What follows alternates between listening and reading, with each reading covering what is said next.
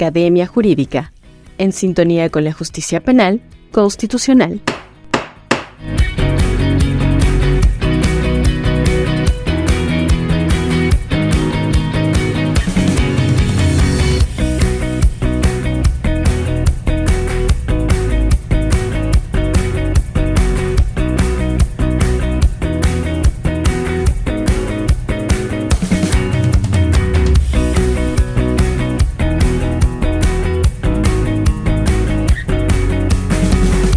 Estimados colegas, estudiantes de Derecho, reciban un cordial saludo de quienes formamos parte de True Law Abogados.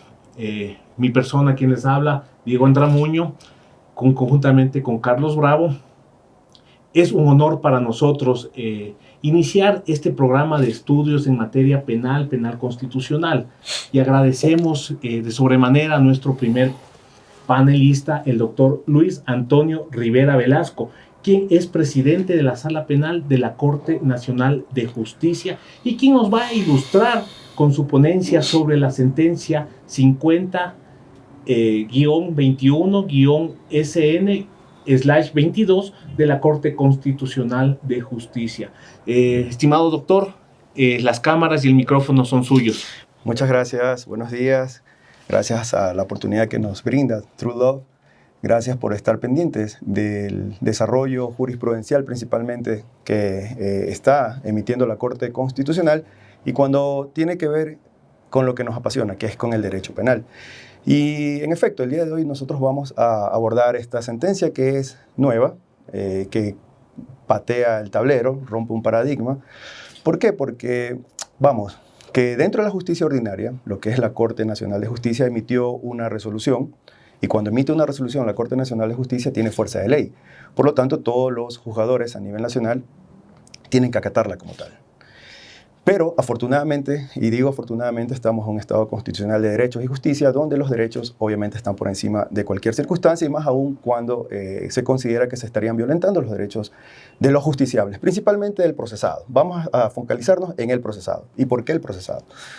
Bien, un principio de igualdad entenderíamos y de igualdad de armas, entenderíamos que Fiscalía General del Estado, procesado, víctimas están en igualdad de condiciones.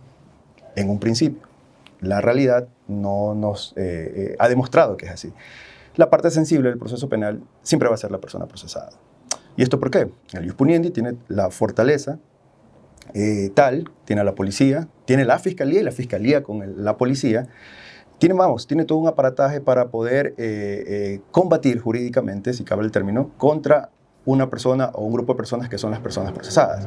En principio, esta persona procesada que está inmersa en esta presunción de inocencia y que no tiene que demostrar su responsabilidad o su no responsabilidad. Es la Fiscalía General del Estado la que tiene que destruir o enervar esa presunción de inocencia. Y como es la parte más sensible, le toca pelearse literalmente, jurídicamente, contra todo este aparataje, ¿no? ¿Y qué hace la Corte Nacional en esta resolución con fuerza de ley? Indica que dos instituciones jurídicas, esto es el procedimiento abreviado por un lado y la suspensión condicional de la pena por otro, no pueden ir de la mano. Es decir, no son compatibles al momento de que una persona procesada, luego sentenciada, pueda acogerse a esta suspensión condicional de la pena. Y en el desarrollo de esta intervención veremos, para empezar, obviamente, si es que esta suspensión condicional de la pena es un beneficio o es un derecho, para partir de aquello, ¿no? Y si el procedimiento abreviado, o qué significa el procedimiento abreviado dentro de nuestro ordenamiento jurídico interno, jurídico penal. Entonces, ¿qué dice la Corte Nacional en su resolución?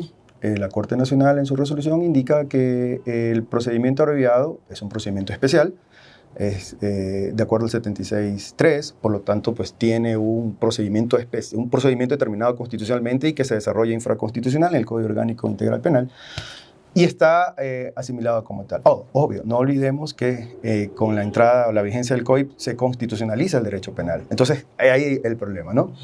Y claro, por otro lado, tenemos esta suspensión condicional de la pena, que son, dice el juez constitucional, que tienen cierta similitud y a la vez diferencias, y especialmente pues, en temas del quantum de la pena para poder aplicar estas instituciones. Entonces, la Corte Nacional dice que no, que un ciudadano que se acoge a este procedimiento abreviado, procedimiento especial, Una vez que realiza ello, él acepta renunciar a un procedimiento ordinario. Y por lo tanto, al renunciar al procedimiento ordinario, acoge este procedimiento especial abreviado, acepta los hechos, acepta las circunstancias jurídicas y por lo tanto pacta una pena con la Fiscalía General del Estado. Ahora bien, la Corte Nacional en su oportunidad vio esto ya como un beneficio, ¿verdad? Ahora, una vez que tú o que el procesado se beneficia de aquello, existe otra institución, otro instituto jurídico que es la suspensión de la pena. Y en este punto, pues tendría que, o más bien la Corte dice, no, ya no puedes acoger a esta suspensión condicional de la pena porque sería un doble beneficio. Y este doble beneficio directamente acarrea en una impunidad. Y es ahí donde analiza la Corte Constitucional, en esta sentencia ya referida, si es que en efecto, por un lado, acarrea la impunidad, por otro lado, si es que es contrario a lo que establece el 77.1 y 77.12 constitucional, a través de una consulta de ley que establecen 2 juzgadores o 2 unidades judiciales a nivel nacional, por un lado, y otro problema jurídico que contesta la Corte Constitucional es que si es que existiría discriminación. Es decir, si es que esta resolución de la Corte Nacional violenta el 66.4 constitucional como un derecho a la igualdad y el 11.2 como un principio, la igualdad.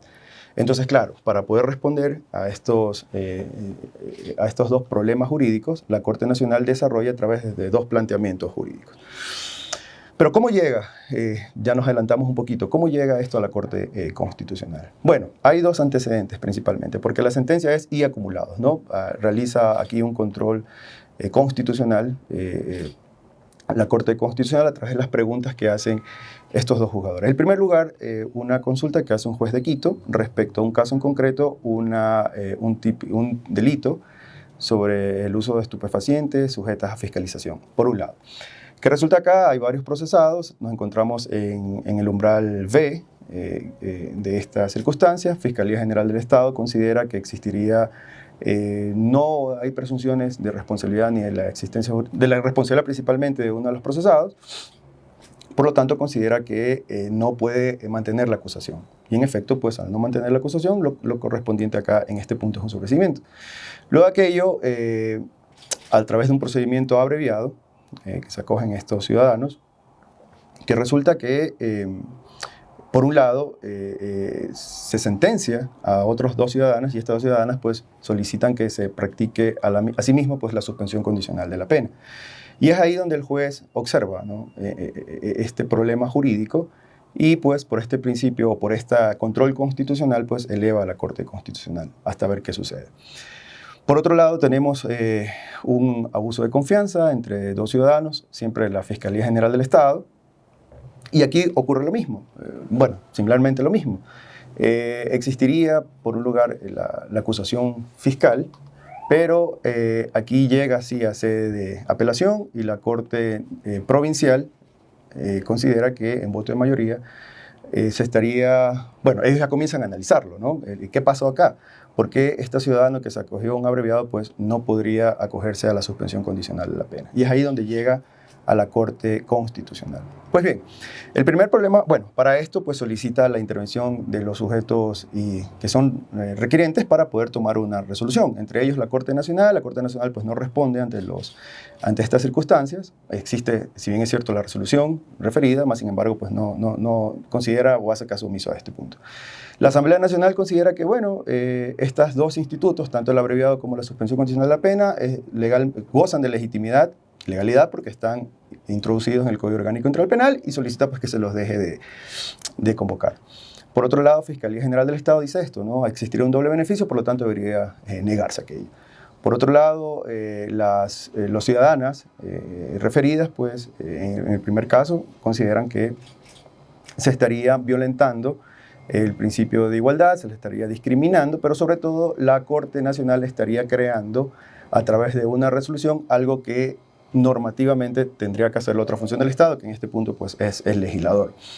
Y bueno, el amicus curiae pues, es muy claro en este punto, indica asimismo que la resolución de la Corte Nacional estaría discriminando este punto y se estarían inventando, bueno, vamos, creando a través de resolución, creando un nuevo procedimiento que el 630 es clarísimo en este punto. Pues bien, abordamos entonces el primer problema jurídico.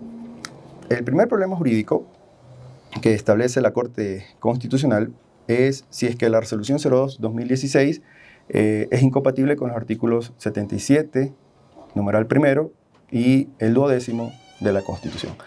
Vamos, el 77.1 habla de la excepcionalidad de lo que es la privación de la libertad. Y el artículo, y no olvidemos que este primer inciso del 77 incluso pues ya fue sujeto de observaciones por parte del pueblo a través de un referéndum que se manifestó precisamente por esto. Es que desafortunadamente, y tenemos que aceptarlo, y no podemos tapar un sol con un dedo, que cuando se trata de justicia penal suenan cantos de sirena y no podemos tampoco tapar el sol con un dedo en este otro punto, pues las circunstancias o los niveles de criminalidad que se han elevado exponencialmente en nuestro país. Entonces, claro, consideramos muchas veces que al pueblo, o al preguntarle al pueblo circunstancias más drásticas en cuestiones penales, y el pueblo evidentemente va a votar que sí. Pero no podemos dejar a otro lado pues, los principios que regulan el derecho penal. Por un lado, el considerando o el numeral primero del 77, el considerando o el numeral 12º precisamente refiere sobre la posibilidad constitucionalmente de que las privaciones de libertad, o más bien acepta el hecho de que puedan existir otras circunstancias o otras medidas, las cuales pues, la persona que ha sido sentenciada no necesariamente tenga que ir a una privación de libertad como sí, sino que puede tranquilamente pues, solventar esta pena o esta sanción en libertad. Bueno, acepta la Corte, nuestra Constitución, aquello, ¿no? Algunas medidas alternativas a esta circunstancia. Entonces, el primer problema jurídico que plantea la Corte Constitucional. Para esto es importante también tomar en consideración cuál es la finalidad de la pena, porque muchos se confunden esto, ¿no? Consideramos, decíamos hace un momento, que observamos el derecho penal o se trata de asumir el derecho penal como una venganza, ¿no? Si alguien rompe la armonía al cometer una infracción, una inconducta, ese ciudadano pues, tiene que ser refundido en los calabozos más extremos de una privación de la libertad. Cuando la finalidad de la pena, o cuando un ciudadano ha sido procesado por la tutela judicial efectiva y se le ha hecho un juicio justo y se le ha impuesto, por ende, una pena, pues lo que busca en sí, o lo establece en sí el artículo 52 de nuestro ordenamiento jurídico penal, es la prevención para cometer otra vez un delito, por un lado. Y por otro lado es el desarrollo progresivo de los derechos y la capacidad de la persona condenada, así como la reparación de la víctima. Ojo, en ningún momento vemos que este ciudadano que va a ser sentenciado pues tenga que pagar de una forma exacerbada o exagerada pues, una sanción. Y más aún, que nosotros, como por el principio de convencionalidad, al menos en nuestro país no existen penas degradantes, inhumanas o crueles. Ahora bien, ¿qué sucede al poder desarrollar esta pregunta? La Corte Constitucional toma ahora sí este instituto, esta suspensión condicional de la pena, como un beneficio. Dice la Corte Constitucional que la suspensión condicional es un beneficio y que no es automático. ¿Qué quiere decir esto?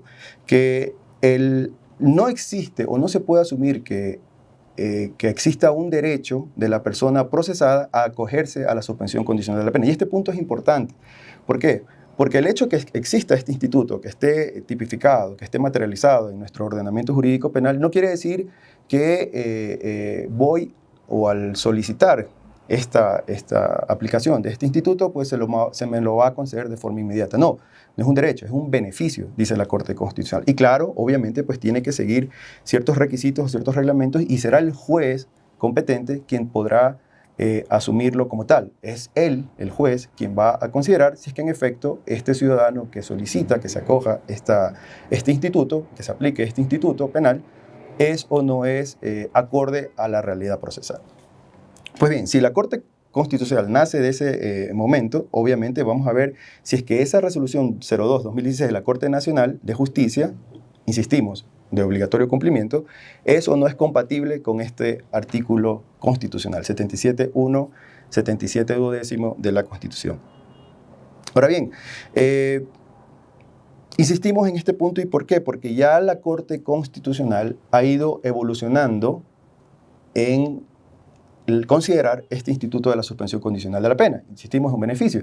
Y donde tiene que prevalecer y aquí es claro, el principio de mínima intervención penal. Por un lado, tendríamos el ius puniendi, todo el poder estatal en materia penal, y por otro lado tenemos el principio de mínima intervención penal, y ahí para eso están los principios. La parte dogmática del Código Orgánico Integral Penal precisamente refiere a aquello, y no olvidemos de la constitucionalización del derecho penal. Ahora, ¿qué pasa si es que al ser un beneficio, qué pasa si la persona procesada pues, no cumple con los requisitos que son necesarios para que este beneficio se pueda dar? Obviamente, pues el juez tendrá la potestad de negárselo, ¿no? Es decir, si es que estamos dentro de un delito acusado por la Fiscalía que supere una pena de 5 años, por ejemplo, pues obviamente pues, no podría ser aplicada este instituto. Por otro lado, ciertas características que refiere también el legislador, o así lo establecido en el 630, pues el más común, o donde tenemos que focalizar nuestra argumentación, precisamente es eso, y luego pues en el considerando tercero sobre la modalidad de la conducta. La Corte Constitucional, por otro lado, consagra,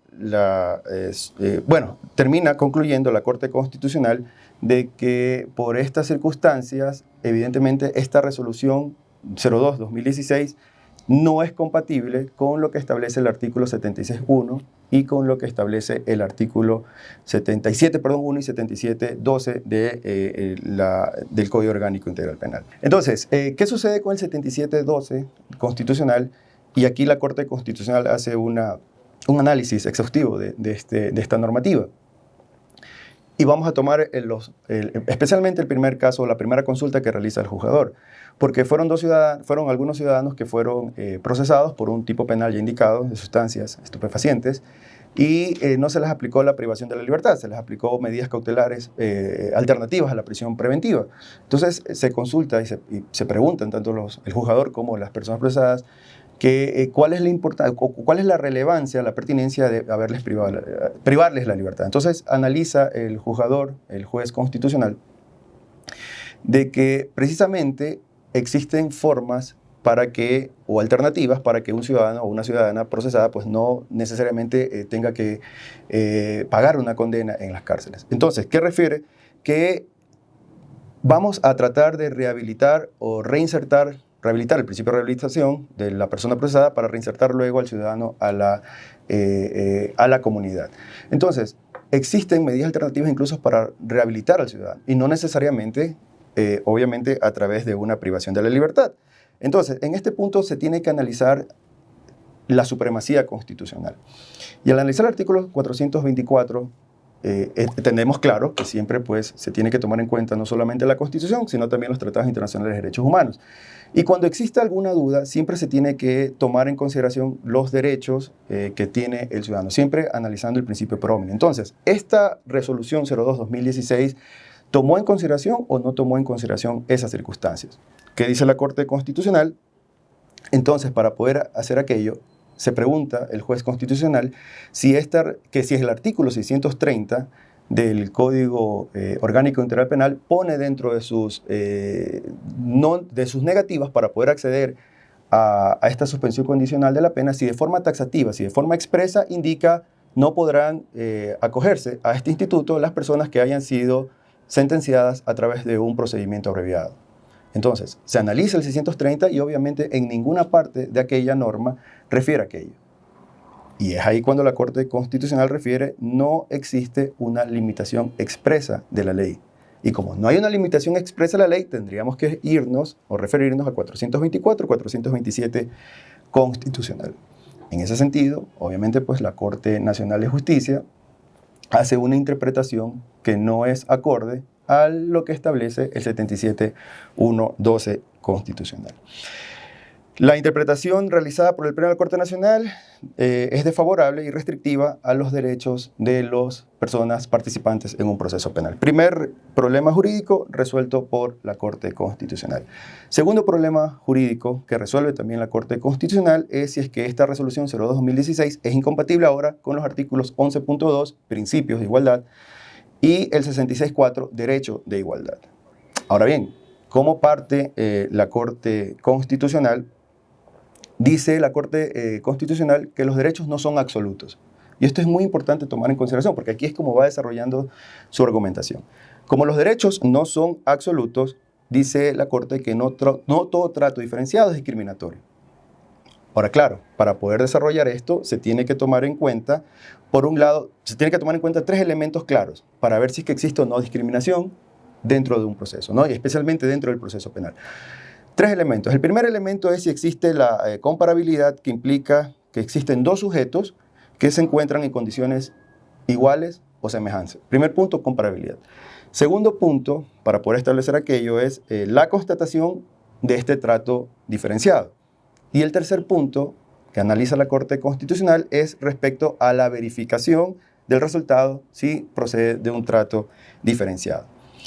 Bien, ¿y por qué es importante esto? Porque obviamente estamos hablando de principios y derechos de la igualdad que refieren los artículos que en principio estarían en contra, o que esta resolución de la Corte Nacional estaría en contra de estos puntos, ¿no? Estos principios y estos derechos.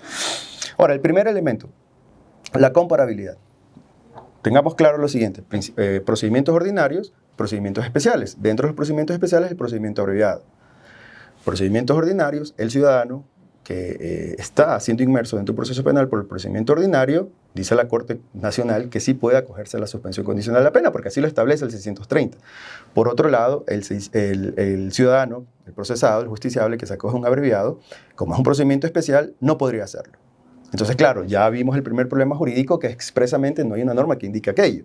Más sin embargo, para poder responder esta primera circunstancia de la comparabilidad, sí, porque tenemos los procesados por un procedimiento ordinario y tenemos los procesados a través de un procedimiento especial, que es el procedimiento abreviado.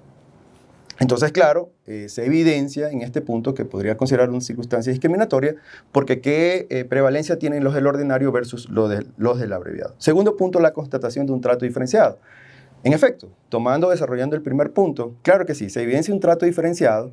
¿Por qué? Porque al ciudadano que se acoge al procedimiento ordinario o que se le realiza el procedimiento ordinario, sí lo puede hacer, versus el abreviado que no lo puede hacer. Entonces, este beneficio sí para los unos y no para los otros. Por lo tanto, pues hay una constatación de este trato diferenciado.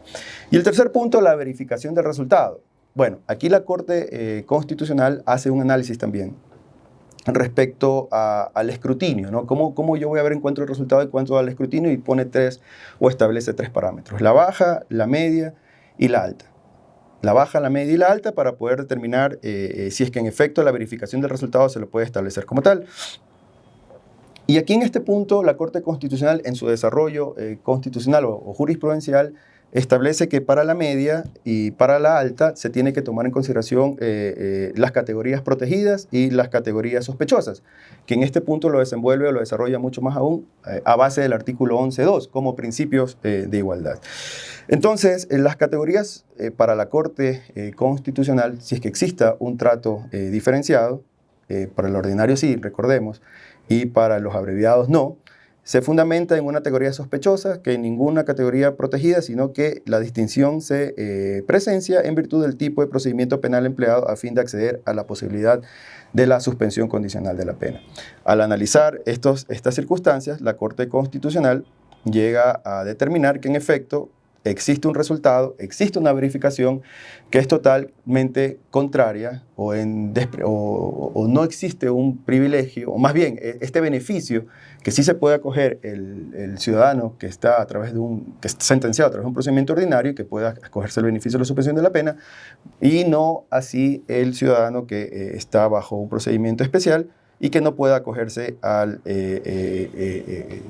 procedimiento, a esta suspensión condicional de la pena. Y aquí es donde aborda la Corte Constitucional esta resolución y que indica o responde a este argumento que hay un doble beneficio y que por ende pues considera esto como una impunidad. Bueno, en este punto, ¿cómo responde más bien la Corte Constitucional? Primero, conceptualiza lo que significa impunidad. Y para poder conceptualizar aquello también establece nuevamente cuál es la finalidad dentro de un proceso penal, que en este punto es que se reconozca entre los beneficios, o más bien entre el derecho que tiene la víctima en saber cuál es la verdad procesal y que se la repare integralmente. En este punto, la Corte Constitucional establece que si existe este beneficio de poderse acoger a la suspensión condicional de la pena, por un lado, no es un doble beneficio en sí, porque ya hemos establecido lo que es la breve de la suspensión condicional de la pena, y por otro lado no conlleva a este punto a la impunidad, todo lo contrario, dice la Corte Constitucional, porque no voy a pagar una pena privada de la libertad, sino todo lo contrario, voy a estar en privado de la libertad, sino que voy a estar en la libertad. Entonces, ¿qué es lo que un sujeto procesal, como es la víctima, requiere un proceso penal? Obviamente, pues que se le repare, entre tantos derechos, que se le repare de forma integral. Y qué mejor que un ciudadano que está en libertad, precisamente para que pueda reparar a esta víctima. ¿Y qué pasa si no llegas a reparar integralmente a la víctima? Entonces no estoy cumpliendo uno de los requisitos o una de las obligaciones a las cuales se asume la persona procesada, y como tal el juez de garantías penitenciarias tendrá que ejecutar aquello. Es decir, este ciudadano, que en un principio se ve beneficiado por esta suspensión de la pena, si no repara integralmente a la víctima, tendría que evidentemente pues ser privado de la libertad. Entonces, ¿qué le conviene ese beneficio? ¿Qué le conviene no solamente al procesado, sino también a la víctima? A la víctima, que la reparen integralmente, obviamente en libertad. ¿Y qué le conviene a esta persona procesada? Obviamente en libertad, poder cubrir las reparaciones o las reparaciones tanto integral, material como inmaterial, a aquella persona, a aquella víctima. Entonces, dice la Corte Constitucional que evidentemente pues este mal asumido doble beneficio no conlleva a una impunidad dentro de un proceso penal. Hacerlo de esa manera obviamente sería desnaturalizar o descontextualizar estos beneficios, y cuál es el espíritu del legislador en ese sentido para que un ciudadano, y por eso está el 7712, reiteramos, que pueda estar en libertad y poder cumplir aquellos requisitos que le establezca el juzgador al momento de cumplir una suspensión condicional de la pena. Entonces, la Corte Constitucional, en definitiva, termina concluyendo de que en efecto pues podría existir un trato discriminatorio de los ciudadanos que se acogen a un procedimiento abreviado y que luego se les niega la suspensión condicional de la pena, versus aquellos de que dentro de un procedimiento ordinario acogen este instituto de la suspensión condicional de la pena. Siendo así, dentro de las consideraciones finales, dice la Corte Constitucional que la suspensión condicional de la pena no afecta los derechos de las víctimas, ya que se les reconoce diferentes mecanismos para repararlos integralmente, como el conocimiento de la verdad de los hechos, la restitución, la indemnización, la rehabilitación, garantía de repetición y la satisfacción del derecho violentado. Ya como decisión, la Corte Constitucional declara, por un lado, inconstitucional esa resolución con fuerza de ley del Pleno de la Corte Nacional 02-2016.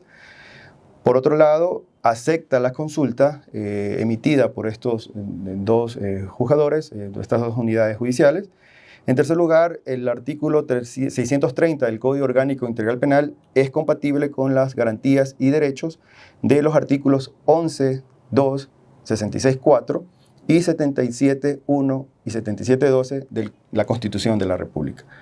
Luego, en un plazo de un mes, dice la Corte Constitucional, el Consejo de la Judicatura tiene que difundir esta sentencia, y no solamente aquello, sino tiene que justificar el hecho de que haya difundido esta sentencia. También que durante 6 meses el Consejo de la Judicatura tiene que publicar esta sentencia, que la Defensoría Pública capacite a sus defensores a través de la Escuela Defensorial, a sus defensores precisamente para que puedan materializar esta sentencia. Voto de mayoría. En este voto de mayoría es importante, o más bien la Corte Constitucional emite también un voto concurrente. Un juez constitucional emite un voto concurrente. ¿Y cuál es la naturaleza de un voto concurrente? Cuando un juez constitucional refiere sobre aquello, quiere decir que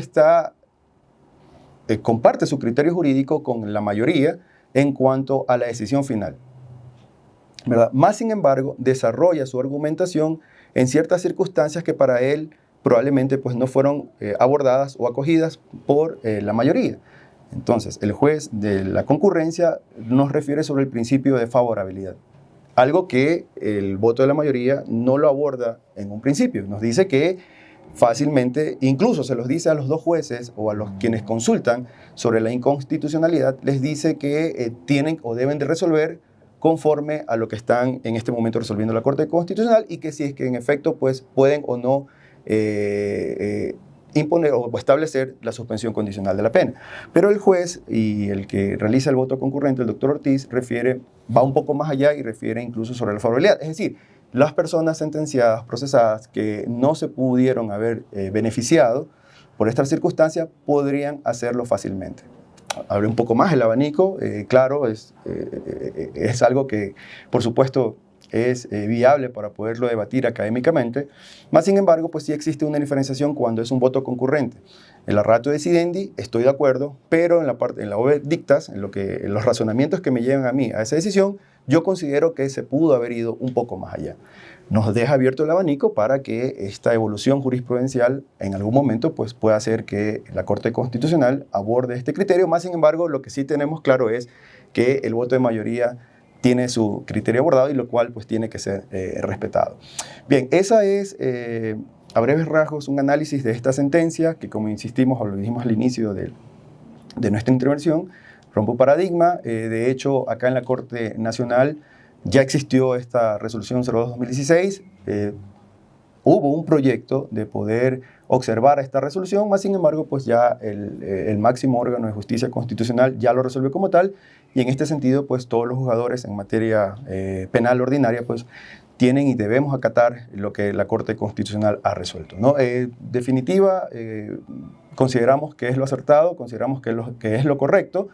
Tomemos en cuenta que en aquella época, cuando el Pleno de la Corte Nacional, en el 2016, y así lo dice la Corte Constitucional, la realidad dentro del sistema penitenciario, carcelario, no era la misma de lo que estamos viviendo actualmente y desde hace 2 años atrás. Es decir, el hacinamiento y que va de la mano de las masacres que han ocurrido en nuestras cárceles a nivel nacional. Entonces las realidades eran diferentes.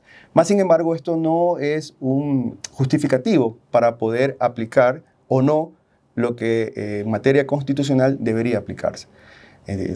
Oportunamente dentro de nuestra arquitectura constitucional precisamente pues existen el sistema de control constitucional como lo que se ha evidenciado y se ha materializado con esta sentencia y claro, dentro del máximo órgano ordinario de justicia pues se consideró que esta resolución sí iba, gracias a la Corte Constitucional, se consideró que esta resolución pues sí iba en contra de estos artículos ya mencionados.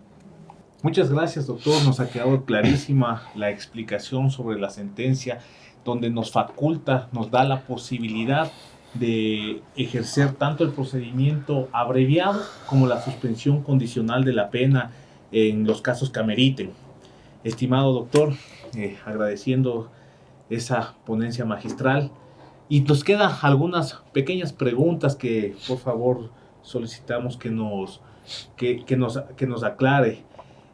La pregunta clásica, mi estimado doctor, sobre si el procedimiento abreviado es inconstitucional por ser autoincriminatorio conforme lo determina la Constitución. Esa es la pregunta clásica que los profesionales en derecho, los estudiantes nos hacemos.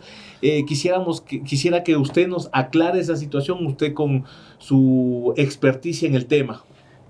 Muy buena pregunta, de hecho, ¿no? Porque este instituto del abreviado no es que nace de nuestro procedimiento ordinario penal.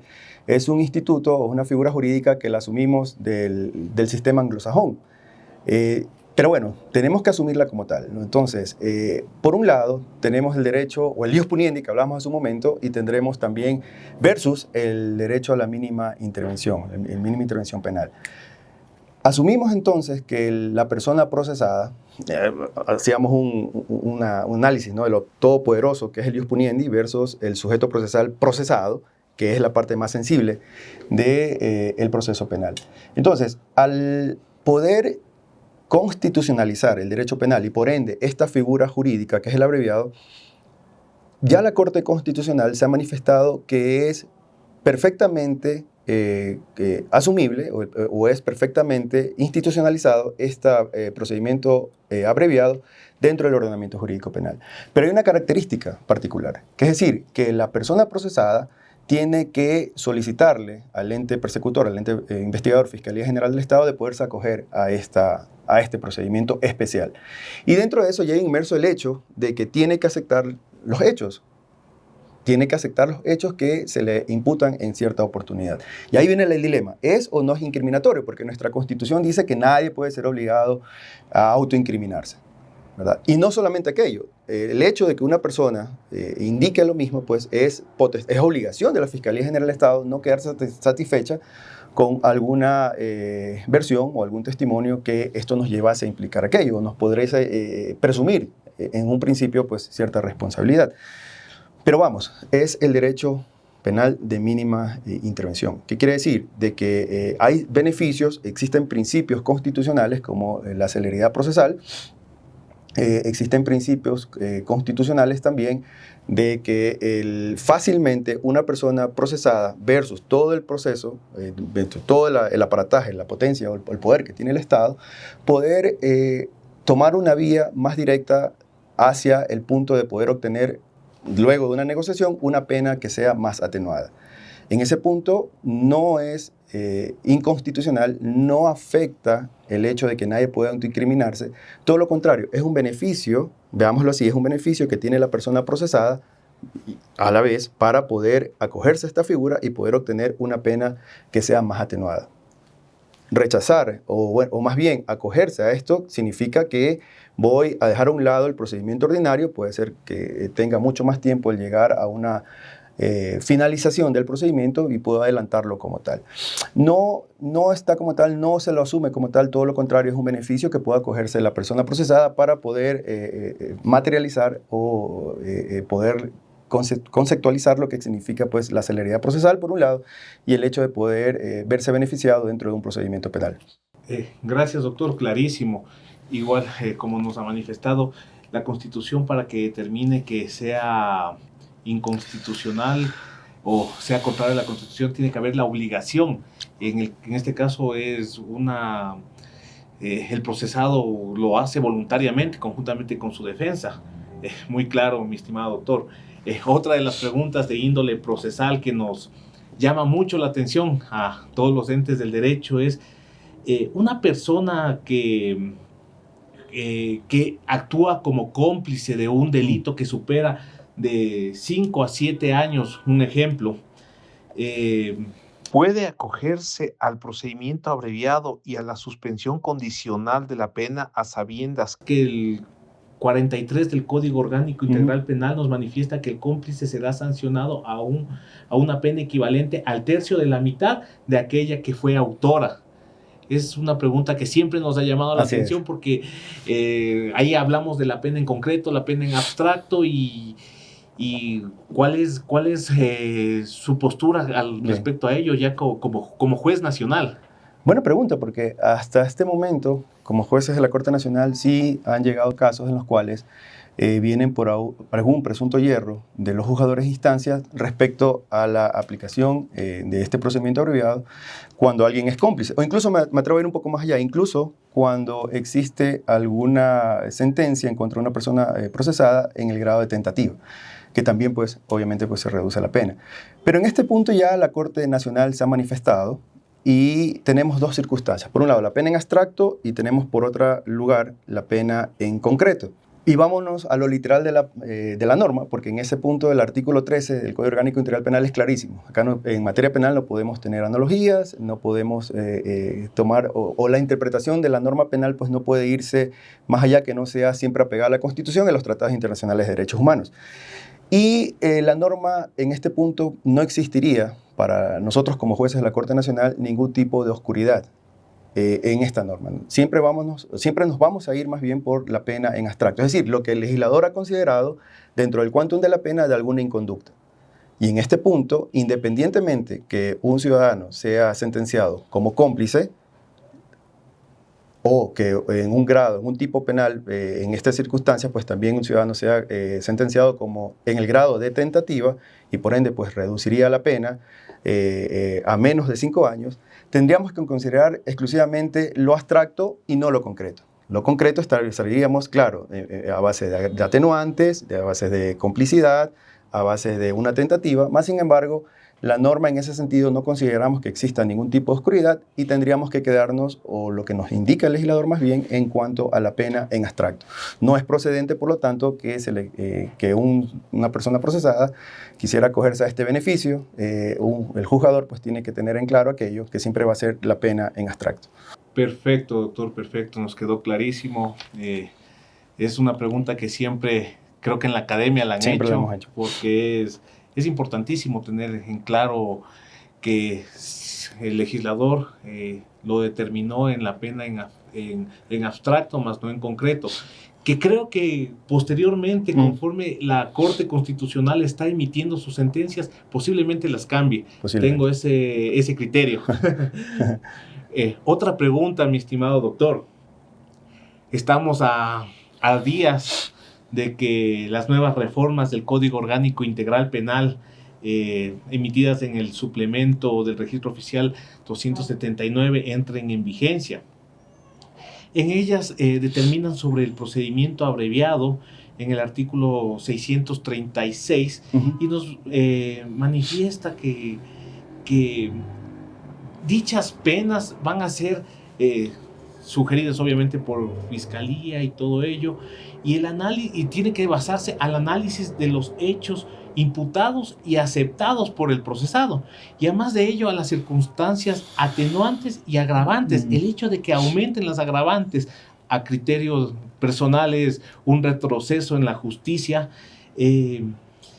¿Usted considera que esta reforma estaría en contrario a la sentencia que hemos analizado, a la 50-21-CN/22 de la Corte Constitucional? Mi respuesta directa es sí.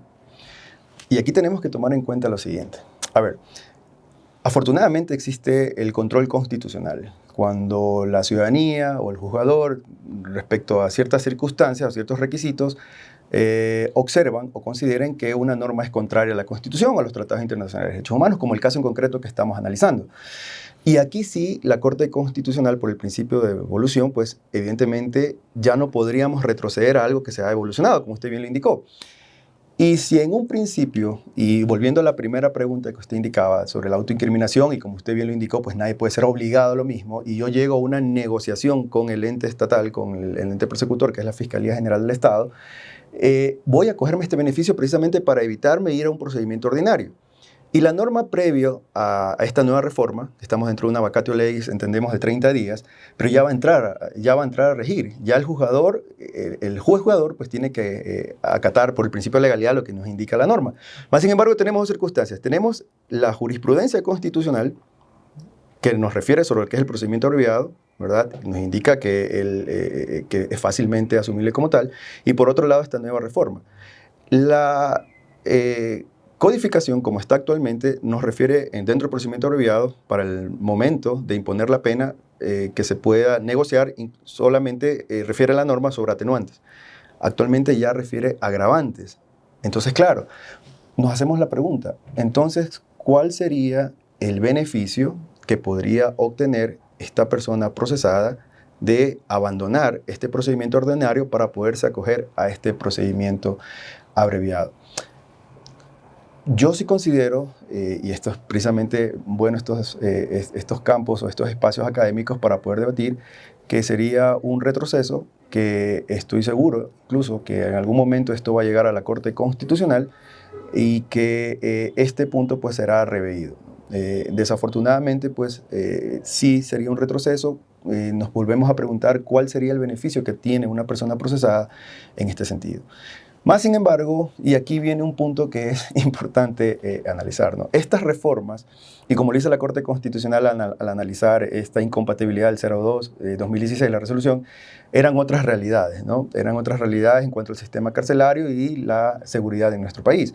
Actualmente, los índices de criminalidad, la seguridad, pues entendemos que estamos muy mal en este punto, que el Estado no está dando un cumplimiento a cabalidad. Entonces, ¿qué es lo que busca el legislador? Darle una respuesta a la ciudadanía, pero ¿a través de qué? A través de establecer el derecho penal como una herramienta que sirva para darle respuesta a esta circunstancia. Cuando el derecho penal no tiene como finalidad responder de una forma de venganza hacia el ciudadano que infringe una norma. Estamos hablando del populismo penal. Suena muy bien. Suena muy bien. No podemos olvidar que existen mecanismos de control por parte del Estado. Pero el Estado desafortunadamente no puede estar en todos los estamentos ni en todo el territorio, como ya lo hemos observado. Pero para esto existen estos mecanismos de control tanto internos como externos. Externos, podríamos decir, por ejemplo, cuando un niño va a la escuela, los principios que le enseña el profesor, o dentro de la familia, los principios que los padres le trasladan a sus hijos. O quienes son creyentes y van a una iglesia, independientemente del credo, los principios cristianos, católicos, etcétera, que le indican a este ciudadano. Es decir, cómo se va a comportar dentro de un núcleo familiar y luego a través de la comunidad. Entonces, hay cánones de comportamiento. Y estos cánones de comportamiento obviamente no son obligatorios, pero lo que sí es obligatorio es sí el derecho penal. Y entonces el derecho penal es un mecanismo de control, sí, pero que el Estado lo aplica siempre de última ratio. Y al ser de última ratio, obviamente ya cuando todo se ha agotado, cuando ya no puedo resolver un problema, tengo que aplicar el derecho penal siempre de última ratio. Pero claro, para el legislador es muy fácil irnos directamente a este mecanismo de control. ¿Por qué? Porque vende bien, porque políticamente vende bien, pero constitucionalmente sabemos que no es así. Entonces, esta nueva reforma, estamos dentro de una vacatio legis, evidentemente evidencia las circunstancias en las cuales nos encontramos, lo que el político quiere transmitirle a su electorado y lo que el electorado quiere recibir de su mandante, ¿no? Del político por el cual él ha emitido su confianza. Es un retroceso, esperemos que en algún momento esto sea reveído, que esto sea observado, pues existen los mecanismos, afortunadamente, por eso iniciamos dentro de la arquitectura constitucional, existen mecanismos para que estas circunstancias pues, puedan ser observados por la Corte Constitucional. Sí, mi doctor, compartimos el mismo pensamiento. Considero que algún rato este artículo se declarará un inconstitucional de ello. Es lamentable el retroceso, ¿no?, generado. Pero bueno, estamos en derecho y en derecho bajo estos espacios es lo bonito, ¿no? Para poder debatir, para poder llegar a la academia y poder canalizar cualquier tipo de asunto de índole legal, constitucional, estimado doctor. Algo que estábamos revisando, ¿no? Netamente académicamente acerca de las reformas. Con respecto a la revisión que yo la hice de las nuevas reformas, no constaba nada que diga se puede o se puede, o sea, ya conforme a la sentencia que hemos analizado, se puede, los dos beneficios, entrar a poner los requerimientos que hasta 5 años se puede degenerar conforme a lo que determina la suspensión condicional de la pena, cumpliendo los requisitos 630, 631, y en base también al procedimiento abreviado no he visto que consta esos parámetros para poder determinar y para poder que se haya podido legislar el hecho de esta sentencia que hemos revisado. Algo también que nos ha traído ciertas dudas en las nuevas reformas con respecto al procedimiento abreviado. En la parte pertinente manifiesta que en el artículo 638 que la sentencia solo será impugnable por apelación. ¿Qué le trae esto a usted? Que ya no va a tener, si es que ya se impugnó en apelación, ya no va a haber casación para esa sentencia que para la resolución de la Corte Provincial o en fuero de corte de la Corte Nacional que hace el tema de la apelación. Muy buena pregunta, porque de hecho es lo que analiza precisamente esta sentencia de la Corte Constitucional. En un principio no olvidemos que el Pleno de la Corte Nacional emitió esta resolución asumiendo o haciendo una interpretación, una valorización de que sería lo correcto en aplicar en ese momento.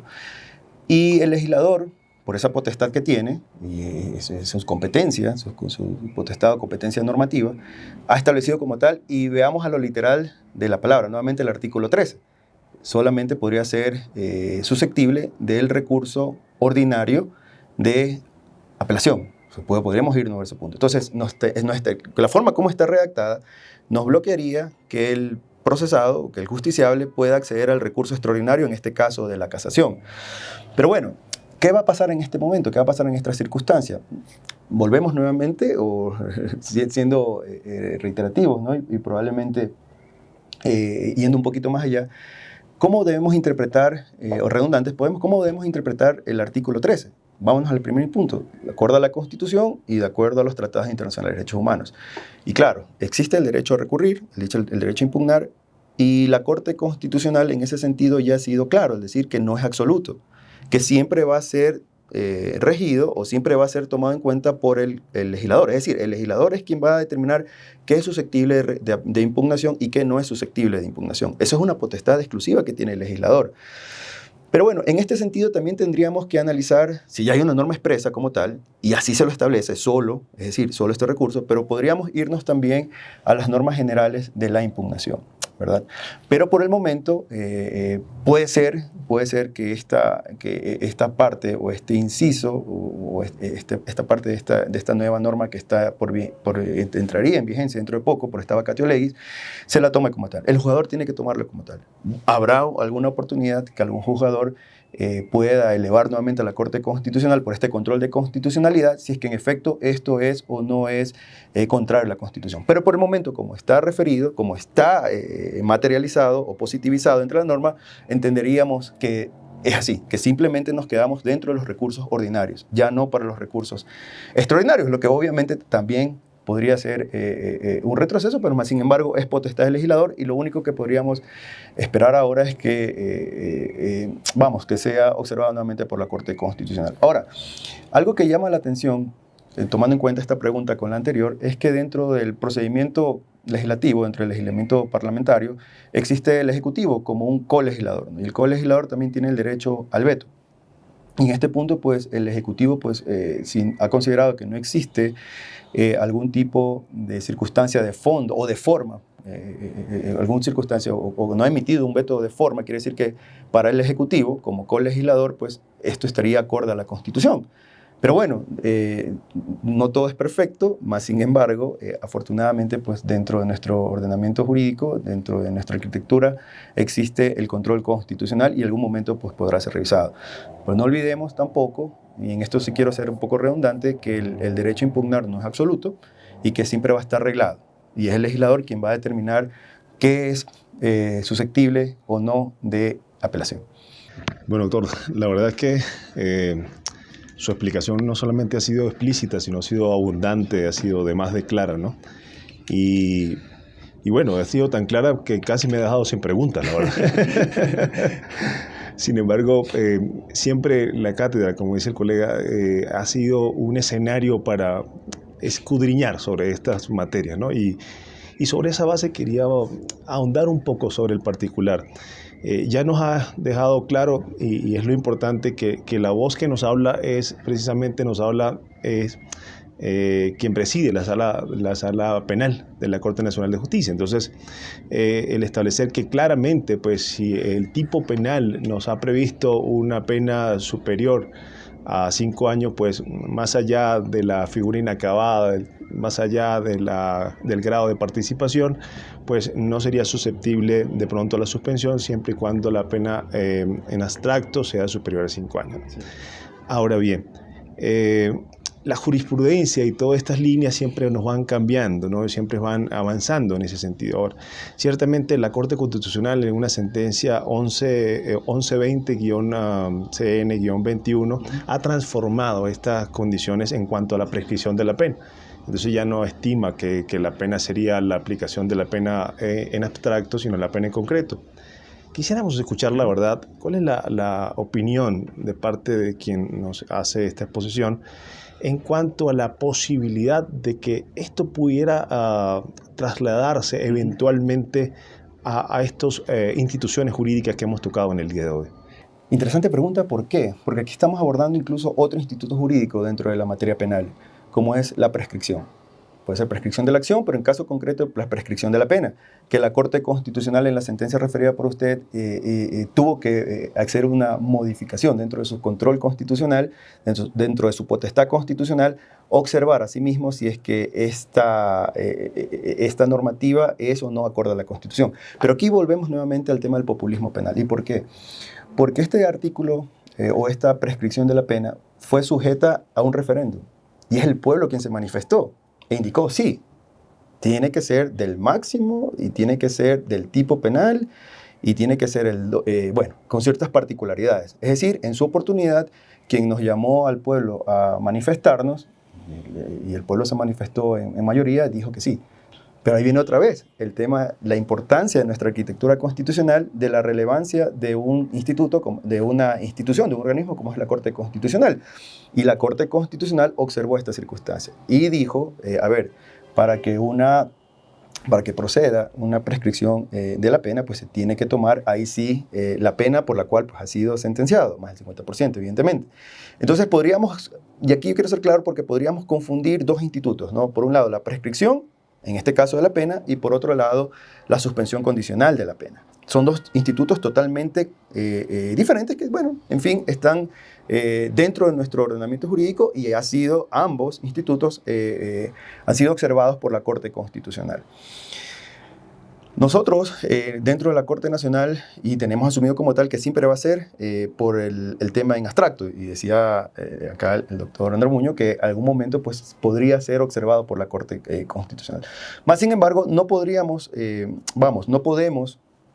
confundir o no podríamos asumir de que en este punto la Corte Constitucional, me refiero a la prescripción de la pena, ya estaría abordando el hecho de que fácilmente dentro del Instituto de la Suspensión Condicional de la Pena podríamos asumir a la pena en concreto, más no en abstracto. Pero insistimos, son dos institutos totalmente, no opuestos, pero son dos institutos que tienen sus características particulares, ¿no? Y en este sentido, pues, no olvidemos ya que estamos dentro de una pena. Ya entenderíamos que está, para poder acoger aquello, obviamente, pues, ya un ciudadano debería estar sentenciado como tal, ¿no? Entonces ya hay otras particularidades. Acá todavía vamos a ver si cumplen las condiciones, si es que se puede acoger a este instituto, si cumple las condiciones para luego poder extinguirla o no en el hipotético caso de que cumpla y que así sea asumido como tal. No vemos ninguna, no vemos ninguna contradicción o no vemos ninguna, hasta el momento de alguna forma expresa que la Corte Constitucional en este sentido, en este instituto de la prescripción de la pena, podría trasladarse o podría considerarse que también podría ser considerado la pena en concreto hacia lo que es el Instituto de la Suspensión Condicional de la Pena. Por el momento, pues, no lo entendemos como tal. Sería bueno que en algún momento, pues, la Corte también se manifieste, pero hasta lo que el momento ha hecho y ha dicho, y la Corte Nacional también ha sido muy enfática en decir que nos mantenemos en lo que es lo abstracto, ¿no? de la pena. Usted mencionó básicamente la existencia de un voto concurrente. El doctor Richard Ortiz emitió un voto concurrente interesante sobre este particular.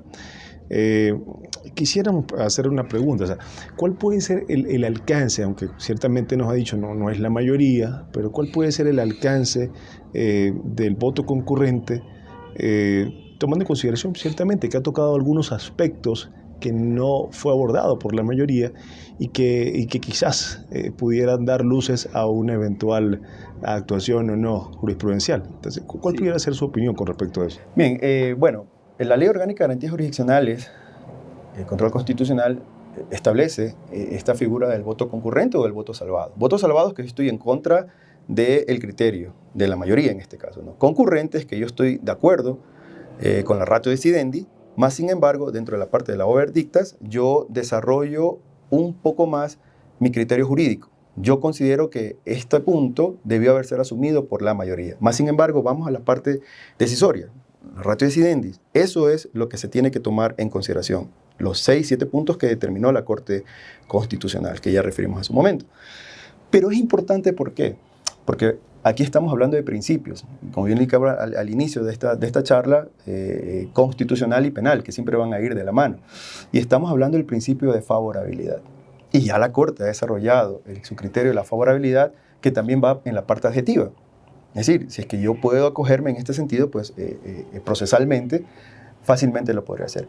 Pero, vamos, ¿cómo entender el criterio del juez constitucional cuando no lo abordó o no consideró pertinente? No quiero adelantarme en ese sentido, pero al menos no lo aborda, pero sí lo hace el doctor Ortiz, ¿verdad? Más sin embargo, esa concurrencia sí nos deja abierta la posibilidad que académicamente lo debatamos, y que probablemente jurisprudencialmente en un futuro pueda ser esta circunstancia se lo pueda tomar como tal. Por el momento, lo que el juez ordinario, al momento de tener un caso en concreto, tiene que hacer es tomar en consideración lo que la ratio decidendi, en este caso, pues la mayoría, en la cual el doctor Ortiz también está conforme, está de acuerdo, se tiene que aplicar. Más sin embargo, dentro de las decisiones que indica la Corte, indica que la Defensoría Pública tiene que capacitar a sus defensores a nivel nacional para que observen este punto, ¿no? Entonces, puede ser que en algún momento, y esto va a pasar, puede ser que en algún momento algún abogado en libre ejercicio, o la misma Defensoría Pública, plantee esta circunstancia, este voto concurrente. Entonces, veamos entonces qué aplica el juez de garantías penales de las circunstancias pertinentes respecto a este principio de favorabilidad. Podríamos estar dos lados, ¿no? Por un punto el principio de legalidad y bueno, tenemos por otro punto también el principio de favorabilidad. Es algo que académicamente es muy debatible, pero ya en la práctica, insisto, pues el juez tiene que irse a la ratio decidendi de la mayoría. Claro, perfecto. Y siguiendo un poco, porque creo que la verdad es que el voto concurrente muchas veces realmente el voto concurrente suele ser más interesante que incluso que el de la mayoría. No digo que sea este caso, pero muchas veces ha sido así. Y en este particular, el doctor Ortiz menciona que básicamente que se solicite, ¿no?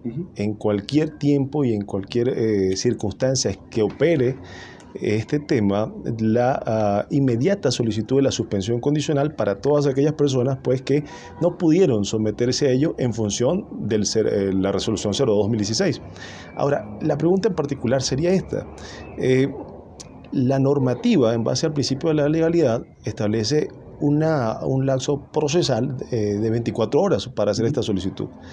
Ahora bien, la reforma que hoy por hoy tenemos a la mano prevé un tiempo de 72 horas. Pero el doctor Ortiz menciona que en cualquier momento se haga esta solicitud. ¿Qué opinión le merece a usted eso? ¿Cuál es el análisis jurídico que puede hacer sobre esa base? No, es muy interesante porque el doctor dice, exacto, lo dice en cualquier circunstancia, pero entenderíamos aquí es que a los ciudadanos, a los justiciables, a las personas procesadas, sentenciadas, que en su oportunidad se les negó, como los casos en concretos que fueron sujetos de observancia o de observación por parte de la Corte Constitucional, que se les haya negado este beneficio, ¿no? Entonces, claro, ¿qué va a pasar? ¿Qué va a ocurrir en esta circunstancia? Pues bueno, otra vez, dice 72 horas la nueva reforma que está indicado, puede ser en la misma audiencia o posterior a 72 horas. Pero claro, en este punto sí tendremos que acatar de forma expresa lo que el legislador en este punto y la norma en este punto nos está indicando. Yo, en lo personal, pues no veríamos ahí, alguna circunstancia que violente este principio. Todo lo contrario, si el doctor Ortiz, dentro de su voto concurrente, indica, bueno, puede ser en cualquier circunstancia, lo que tendríamos que tomar en cuenta en este punto en concreto sí es, las 24, que todavía actualmente está vigente, y de aquí a menos de un mes, estamos dentro de la vacatio legis, pues ya será 72 horas, ya debe ser dentro de 72 horas. Bueno, la misma Corte Constitucional nos ha indicado que incluso los requisitos del famoso arraigo social, no es necesario de que en ese momento o que yo tenga que negarle el hecho de estas circunstancias, porque por toda la tecnología, por toda la evolución que tenemos, por toda la conectividad que tenemos, fácilmente pues, se puede obtener ciertas circunstancias de un ciudadano, ¿no?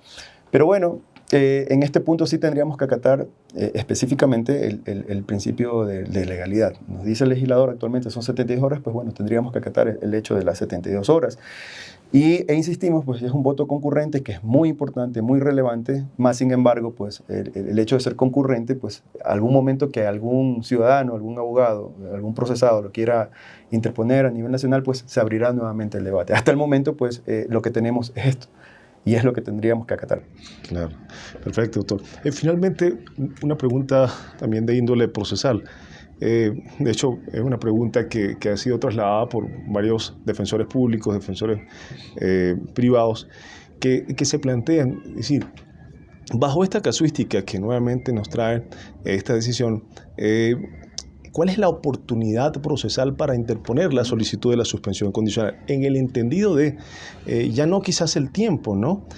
Quizás más bien la etapa o la fase en que se encuentren. Pudiera ser que ya hay una decisión definitivamente firme, pudiera ser que hay que se encuentra en una etapa de apelación, pudiera ser incluso que se encuentre en casación. O sea, ¿cuál pudiera ser esa oportunidad para presentarlo? Eso creo que le ayudaría muchísimo de los abogados que se encuentran en el ejercicio, ¿no? Sí, no, es muy importante. A ver, si es que, y ya la Corte también se ha manifestado en este punto, ¿no? Sobre la suspensión condicional de la pena. Ya sabemos cuándo se puede recurrir, porque ya la Corte incluso lo ha manifestado cuando existe una negativa. Quiere decir, a la persona que le niegan podría hacerlo, ¿no? Y bueno, si estamos dentro de la segunda instancia, si estamos dentro de la sala provincial en este momento, y tomando en cuenta este fallo, tomando en cuenta esta sentencia de la Corte Constitucional, en sede de apelación, fácilmente, más bien, tendría la obligación el juzgador de aplicarla de forma directa. Si es que en algún momento se la negaron, es decir, un abreviado, y nuevamente volvemos a solamente, y si nos encontramos en segunda instancia, que le negaron la suspensión condicional de la pena, el juzgador en instancia tiene que observar las particularidades del caso en concreto. E insistimos, el derecho no es absoluto. Tiene que existir ciertas particularidades, es decir, si cumple o no los requisitos para poder acogerme a este instituto jurídico. Entonces, en sede de apelación sí lo podría hacer. ¿Qué pasa en sede casacional? A ver, y aquí volvemos nuevamente a la pregunta que usted hace hace un momento, tomando en cuenta el principio, más bien el voto concurrente del doctor Ortiz, porque estamos hablando de un principio de favorabilidad. ¿Está cerrado o no está cerrado el proceso penal? ¿Es un recurso extraordinario de casación? Es un recurso extraordinario, pero esto no implica de que el proceso esté cerrado como tal. ¿Qué es lo que queremos decir en este sentido? De que es un tema muy bueno, es un point muy debatible en sede casacional si es que en efecto, pero siempre y cuando él haya peticionado esto, es decir, que haya existido una negativa para que legalmente dentro del procedimiento ordinario, ¿verdad?, pueda llegar hasta sede casacional. Puede ser que en sede de apelación le negaron porque no estaba vigente esta sentencia todavía. En sede casacional no está cerrado el proceso, más sin embargo es un procedimiento extraordinario, no podemos rever hechos, no podemos rever pruebas, más sin embargo estamos hablando de principios. Y por muy jueces nacionales que seamos, no dejamos de ser jueces garantistas. ¿Garantistas de qué? Obviamente de la aplicación de la Constitución. Y aquí viene dentro del segundo problema jurídico, ¿no? Vámonos al 424, vámonos al 427. Y en ese punto el juez casacional no deja de ser un juez garantista, tiene que aplicar de forma directa la Constitución, tiene que aplicar de forma directa los tratados internacionales de derechos humanos y, por supuesto, esta sentencia que es muy relevante de la Corte Constitucional. En definitiva, pues no estaría cerrado el hecho de que se pueda debatir nuevamente en sede de casación estas circunstancias, pero con las particularidades referidas. Es decir, que hayan existido pues, unas negativas previas porque el juzgador en estas oportunidades pues, no consideraba que era fácilmente compatible el instituto del abreviado con el instituto de la suspensión condicional de la pena. Muchísimas gracias, doctor. De verdad que no es por ser reincidentes en este sentido, pero creo que no solamente la cátedra, los abogados en el ejercicio, el público en general agradece realmente que personas como usted, con el tiempo tan copado que tienen ustedes, se den el tiempo precisamente para seguir alimentando, ¿no?, el estudio, el análisis del derecho, en este caso el derecho constitucional penal, donde pues abordamos temas tan innovadores como estos y que obviamente entendemos que la jurisprudencia es cambiante y nos va a traer en este estudio constante, ¿no? Le agradecemos altamente a usted por su tiempo. No, muchas gracias a ustedes. Es muy apetecible, es muy rico estos debates. Todavía estamos a puertas de la vigencia, de la entrada en vigencia de estas reformas legales. Vamos a ver si son acorde o no a la Constitución. Pero precisamente por eso estamos armando el debate. No tenemos la verdad absoluta porque el derecho, como usted bien lo indica, está evolucionando. La jurisprudencia constitucional, como ya la hemos visto, ha evolucionado. Y estas son las pautas que nos permiten precisamente para poder en algún momento determinar si es que ese voto concurrente del doctor Ortiz pues, podría ser cambiante en cuanto a la mayoría de la Corte Constitucional, o si ese solo, es decir, si es que en un momento la apelación de estas circunstancias y no podríamos llegar a sede extraordinaria casacional, o también el hecho pues, de las nuevas particularidades de las atenuantes, agravantes, incluso las reincidencias, podrían ser contrarias a la norma constitucional. Bueno, hasta mientras pues sigamos debatiendo, sigamos alimentando, el debate pues no está cerrado, insisto, nadie tiene la verdad absoluta, más sin embargo esto nos permite a nosotros aportar con nuestro pequeño grano de arena desde la parte jurisdiccional y desde la parte de libre ejercicio, porque ustedes son precisamente los que nos obligan a nosotros a ir formando el criterio y amalgando lo mismo siempre y cuando pues respetemos la jerarquía constitucional. Muchísimas gracias nuevamente, siempre bienvenidos acá a la Corte Nacional y para lo que estemos prestos siempre a la orden. Muchas gracias.